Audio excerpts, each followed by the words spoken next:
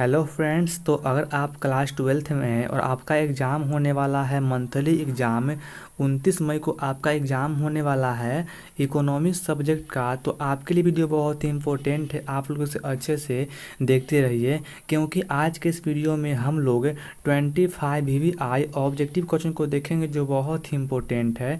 तो अगर आपका एग्ज़ाम होने वाला है 29 मई को तो आप लोग इसे अच्छे से देखते रहिए। वीडियो को शुरू करते हैं, लेकिन शुरू करने से पहले वीडियो को लाइक कर दीजिए और चैनल को सब्सक्राइब कर लीजिएगा और बेल आइकन को दबा दीजिएगा।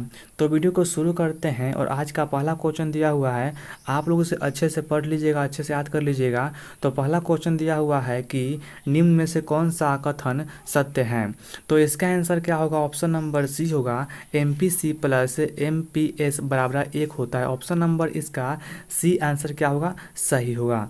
आगे देखते हैं, 2 नंबर क्वेश्चन कर रहा है कि किन्स के अनुसार अर्थशास्त्र में आय और रोजगार का संतुलित स्तर स्थापित होता है जहां क्या। तो इसका आंसर ऑप्शन नंबर सी होगा, AD बराबर AS होता है। जहां पर AD बराबर AS होता है वहीं पर इसका संतुलित स्तर होता है। ऑप्शन नंबर सी इसका आंसर क्या होगा? सही होगा। अब देखिए आगे दिया हुआ है क्वेश्चन नंबर 3 क्या कह रहा है। इसमें कह रहा है कि भारत में कौन बैंकिंग क्षेत्र के सुधार से जुड़ा है। तो इसका आंसर ऑप्शन नंबर बी होगा, नरसिंघम समिति। ऑप्शन नंबर बी इसका आंसर क्या होगा? सही होगा। आगे दिया हुआ है क्वेश्चन नंबर 4, स्फीतिक अंतराल को ठीक करने के लिए मौद्रिक उपाय कौन कौन से हैं। तो इसका आंसर ऑप्शन नंबर डी होगा, यानी कि इनमें से सभी। ऑप्शन नंबर डी इसका आंसर क्या होगा? सही होगा। अब देखिए आगे दिया हुआ है क्वेश्चन नंबर 5, सामान्य कीमत स्तर का अध्ययन किया जाता है। जो सामान्य कीमत स्तर का अध्ययन होता है उसे किस अर्थशास्त्र में करते हैं। तो इसका आंसर ऑप्शन नंबर सी होगा, यानी कि ऑप्शन नंबर ए और बी दोनों होगा, व्यष्टि और समष्टि दोनों अर्थशास्त्र में करते हैं। आगे देखिए दिया हुआ है क्वेश्चन नंबर 6, अवस्थिति अंतराल माप बताता है। तो इसका आंसर ऑप्शन नंबर सी होगा, पूर्ण रोजगार को। ऑप्शन नंबर सी इसका आंसर राइट होगा। आगे हैं, सरकार के कर राजस्व के अंतर्गत शामिल है कौन सा कर। तो इसका आंसर क्या होगा? ऑप्शन नंबर ए दिया हुआ है आयकर, ऑप्शन नंबर बी है निगम कर, ऑप्शन नंबर सी है सीमा शुल्क। तो ऑप्शन नंबर डी इसका आंसर ऑप्शन नंबर डी सही होगा, इनमें से सभी। अब देखिए आगे दिया हुआ है, बजट की अवधि क्या होती है। बजट की अवधि क्या होती है। तो इसका आंसर ऑप्शन नंबर 1 होगा, ऑप्शन नंबर ए वार्षिक होती है, यानी कि प्रत्येक वर्ष होता है। ऑप्शन नंबर ए इसका आंसर क्या होगा? सही होगा। अब देखिए आगे दिया हुआ है, लोचपूर्ण विनिमय दर के निम्नलिखित में से कौन से गुण हैं। तो इसका आंसर ऑप्शन नंबर क्या होगा? ऑप्शन नंबर डी होगा, यानी कि ए और बी दोनों हैं। ऑप्शन नंबर डी इसका आंसर क्या होगा? सही होगा। अब देखिए आगे दिया हुआ है, भुगतान संतुलन की निम्नलिखित में से कौन सी विशेषताएं हैं। तो इसका आंसर ऑप्शन नंबर सी होगा, ए और बी दोनों। आगे हैं, कॉफ़ी के मूल्य में, यहाँ पर कॉफ़ी होगा, कॉफ़ी के मूल्य में वृद्धि होने से चाय की मांग में क्या होगी। तो कॉफ़ी का अगर मूल्य में वृद्धि कर देंगे तो चाय की मांग क्या होगी? बढ़ेगी। चाय अधिक लोग पियेंगे। आगे दिया हुआ है, यहाँ पर दिया हुआ है कि जब कुल उपयोगिता अधिकतम होती है तब सीमांत उपयोगिता क्या होती है। जब कुल उपयोगिता अधिकतम होती है तो सीमांत उपयोगिता क्या होती है। ऑप्शन नंबर ए होगा, ऋणात्मक होती है। ऑप्शन नंबर ए इसका आंसर सही होगा, ऋणात्मक। अब देखिए आगे दिया हुआ है क्वेश्चन नंबर 13 कह रहा है कि सापेक्ष लोचदार मांग को क्या व्यक्त करता है। तो इसका आंसर ऑप्शन नंबर सी होगा, यानी कि ऑप्शन नंबर सी इसका आंसर सही होगा, समझे। आगे दिया हुआ है, जब औसत उत्पाद AP अधिकतम होता है तब सीमांत उत्पाद MP क्या होता है। तो इसका आंसर ऑप्शन नंबर डी होगा, इनमें से सभी। आगे दिया हुआ है, अवसर लागत क्या होता है। तो इसका आंसर ऑप्शन नंबर डी होगा, इनमें से सभी। देखिए जहाँ जहाँ लिखा हुआ है इनमें से सभी, उसका आंसर उसका आंसर वही होता है, मतलब कि ऑप्शन नंबर डी ही होता है, इनमें से सभी। तो यहाँ पर देखिए जैसे कि यहाँ पर दिया हुआ है इनमें सभी, तो इसका आंसर यही हो गया और इसका आंसर यही हो गया।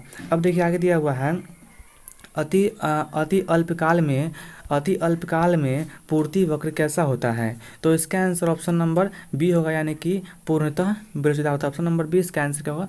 सही होगा, पूर्णतः बेरोजगार। आगे दिया हुआ है, सीमांत उपयोगिता ह्रास नियम के प्रतिपादक कौन थे। तो इसका आंसर ऑप्शन नंबर क्या होगा? ऑप्शन नंबर ए होगा, गोसेन जी थे।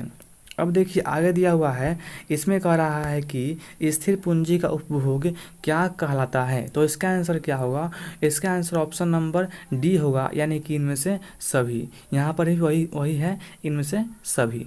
ऑप्शन नंबर डी इसका आंसर राइट होगा। अब देखिए आगे दिया हुआ है, बाजार कीमत पर शुद्ध राष्ट्रीय उत्पाद यानी कि एनएनपी एमपी बराबर क्या होता है। तो इसका आंसर ऑप्शन नंबर ए होगा, जीएनपी एमपी माइनस घिसावट। अब देखिए आगे दिया हुआ है क्वेश्चन नंबर 20, कह रहा है कि जीएनपी अवस्फीति क्या है। तो इसका आंसर ऑप्शन नंबर कितना होगा, ऑप्शन नंबर बी होगा, यानी कि जीएनपी अवस्फीतिक होता है बराबर होता है वास्तविक जीएनपी बटा नगद जीएनपी गुना 100। ऑप्शन नंबर बी इसका आंसर क्या होगा, सही होगा। अब देखिए आगे दिया हुआ है, इंपॉर्टेंट क्वेश्चन है ये वाला, माइक्रोज निम्न में से कौन सी भाषा है। तो इसका आंसर क्या होगा, इसका आंसर आप लोग को पता होगा, ऑप्शन नंबर बी होगा, ग्रीक भाषा का शब्द है।